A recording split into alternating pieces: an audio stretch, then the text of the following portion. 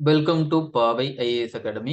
இந்த வீடியோவில் நம்ம 6th ஸ்டாண்டர்ட் பாக்ஸ் கொஸ்டின்ஸ் வந்து பார்க்க போகிறோம். ஸோ ஃபர்ஸ்ட் எக்கனாமிக்ஸ் அண்ட் இன்ட்ரோடக்ஷனில் வந்து பார்ப்போம்.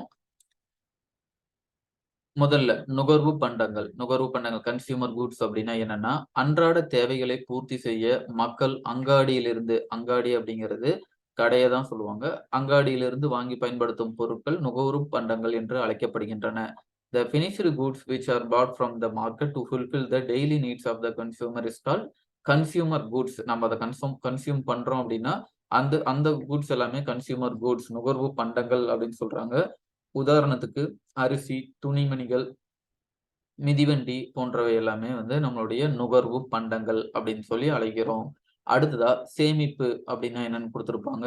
சேமிப்பு அப்படிங்கிறது கையில் கிடைக்கும் வருமானத்தில் நுகர்வு செலவு செய்தது போக எதிர்கால தேவைக்கு ஒதுக்கப்படும் ஒரு தொகை தான். சரிங்களா? அதாவது வருமானம் அப்படின்னு ஒண்ணு வருது, செலவுன்னு ஒண்ணு வருது. இந்த 2க்கும் இடைப்பட்ட வித்தியாசம் தான் சேமிப்பு அப்படின்னு சொல்லுவாங்க. இன்கம்க்கும் எக்ஸ்பெண்டிச்சருக்கும் உள்ள டிஃபரண்ட். இது பாசிட்டிவா வந்தா சேமிப்பு, அதாவது சேவிங்ஸ் அப்படின்னு சொல்லுவாங்க. ஒருவேளை நெகட்டிவா வந்துச்சு அப்படின்னா, அத வந்து கடன் அப்படின்னு சொல்லுவாங்க. ஸோ இந்த இடத்துல வந்து சேமிப்ப பத்தி மட்டும் குடுத்திருப்பாங்க. அடுத்ததா பொருளாதாரத்துல அடிப்படையான தொழில்களாக இருக்கிற முதல்நிலை தொழில்கள பத்தி சொல்லியிருப்பாங்க. முதல்நிலை தொழில்கள் அப்படிங்கிறது பிரைமரி ஆக்டிவிட்டி. இதுதான் வந்து ரொம்ப அடிப்படையான தொழில்களா இருக்கும். இந்த தொழில்ல இருந்து மற்ற தொழில்களுக்கு, தொழில் உற்பத்திக்கு தேவையான ரா மெட்டீரியல, மூலப்பொருட்கள உற்பத்தி செய்வது தான் இந்த தொழிலுடைய முக்கியத்துவம் வாய்ந்ததா இருக்கும். இது என்னென்ன தொழில்கள் அப்படி இருக்கு அப்படின்னா, வேளாண்மை தொழில்கள் அக்ரிகல்ச்சர், அதேபோல கால்நடை வளர்த்தல் கேட்டில் ரெய்ரிங், மீன் பிடித்தல் ஃபிஷிங், அதுக்கு அடுத்ததா சுரங்க தொழில்கள், மைனிங், இது எல்லாமே வந்து பார்த்தோம்னா, முதல்நிலை தொழில் அப்படின்னு சொல்லுவோம். கனிகள், கொட்டைகள், தேன், மூலிகைகள், ரப்பர், பிசின் போன்றவற்றை சேகரித்தல் மற்றும் மரம் வெட்டுதல். ஏன்னா, இது எல்லாமே இயற்கையிலேயே கிடைக்கிறது. இதுல இருந்து எடுக்கிறத வந்து பிரைமரி ஆக்டிவிட்டீஸ்ன்னு சொல்லுவோம். ஸோ, இந்த தொழில்கள செய்றவங்களுடைய குறியீட என்ன சொல்லுவாங்க அப்படின்னா, சிவப்பு கழுத்து பட்டை பணியாளர்கள் அப்படின்னு சொல்லுவாங்க. இங்கிலீஷ்ல ரெட் காலர் ஜாப் அப்படின்னு சொல்லுவாங்க. இந்த முதல்நிலை தொழில் செய்ற எல்லாரையுமே ரெட் காலர் ஜாப்ல இருக்காங்க. சிவப்பு கழுத்து பட்டை பணியாளர்கள் அப்படின்னு சொல்லி அழைப்பாங்க. அடுத்ததா இருக்கிறது 2ஆம் நிலை தொழில்கள், செகண்டரி ஆக்டிவிட்டி அப்படின்னு சொல்லுவோம். முதல்நிலை தொழில்கள்ல இருந்து கிடைக்கக்கூடிய மூலப்பொருட்கள்ல இருந்து இயந்திரங்களை பயன்படுத்தி நம்மளுடைய அன்றாட தேவைக்கு தேவையான கன்சியூமர் குட்ஸ், அதாவது நுகர்வு பொருட்கள வந்து உற்பத்தி செய்றாங்க அப்படின்னா, அந்த தொழில்கள் 2ஆம் நிலை தொழில்கள் அப்படின்னு சொல்லுவோம்.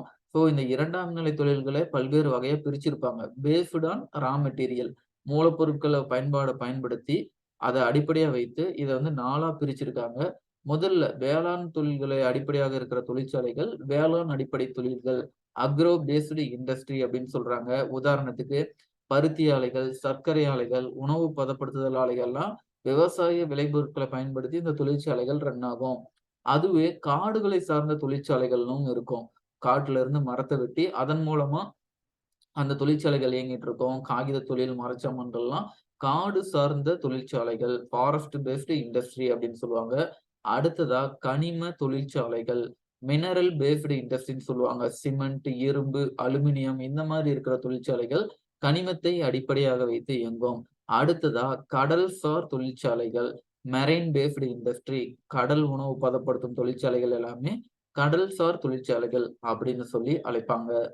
அடுத்ததா 3ஆம் நிலை தொழில்கள், டெர்ஷியரி ஆக்டிவிட்டீஸ் அப்படின்னு சொல்லுவோம். இந்த முதல் நிலை தொழில் மற்றும் 2ஆம் நிலை தொழில்கள்ல இருந்து கிடைக்கிற ப்ராடக்ட் எல்லாமே 3ஆம் நிலை தொழில்கள் தான் ஈஸி பண்ணி குடுப்பாங்க. அதாவது ரொம்ப சிம்ப்ளிஃபைட் பண்ணி அத சேவையா பண்ணி குடுப்பாங்க.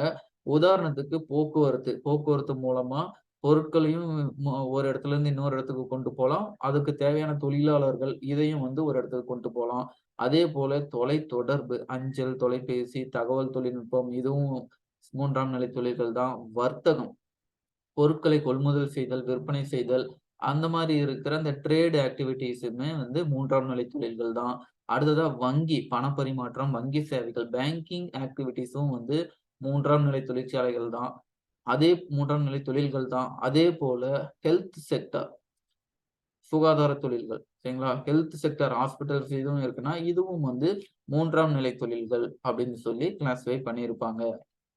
ஸோ இதுல இருக்கிற முக்கியமான குளோசரிஸ் என்ன அப்படின்னா, நுகர்வோர், நுகர்வு பண்டங்கள் பார்த்திருப்போம். அப்ப நுகர்வோர் அப்படின்னா, அந்த நுகர்வு பொருட்களை வாங்கி பயன்படுத்துவது தான் வந்து நுகர்வோர் அப்படின்னு சொல்லுவோம். நாம ஒரு பொருள வாங்கி பயன்படுத்துறோம்னா, நம்ம வந்து நுகர்வோர் நம்மள நுகர்வோர்ன்னு சொல்லுவாங்க. குடியிருப்பு செட்டில்மென்ட் அப்படின்னா, மக்கள் வாழும் இடத்த தான் வந்து செட்டில்மென்ட்ன்னு சொல்லுவாங்க. அடுத்து கமாடிட்டி அப்படின்னு இருக்கும். கமாடிட்டி அப்படின்னா, ப்ராடக்ட்.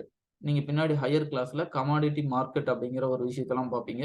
அடுத்து ஆக்குபேஷன் அப்படின்னா, என்ன தொழில், என்ன ஜாப்ல இருக்காங்களோ, அத வந்து ஆக்குபேஷன்ஸ் அப்படின்னு சொல்லுவாங்க. இதுதான் 6த் ஸ்டாண்டர்ட் எக்கனாமிக்ஸ்ல இருக்கிற டூ யூ நோ பாக்ஸ்ல இருக்கிற கம்ப்ளீட்டா எல்லாமே பார்த்துட்டோம். அடுத்தடுத்த வீடியோல மத்த சப்ஜெக்ட்ஸும் பிளஸ் வந்து ஹையர் கிளாஸஸையும் வந்து பார்ப்போம். ஸோ நம்ம சேனல்ல மொத வீடியோ பார்க்குறவங்க மறக்காம சப்ஸ்கிரைப் பண்ணி பெல் பட்டன கிளிக் பண்ணி வச்சுக்கோங்க. Thank you.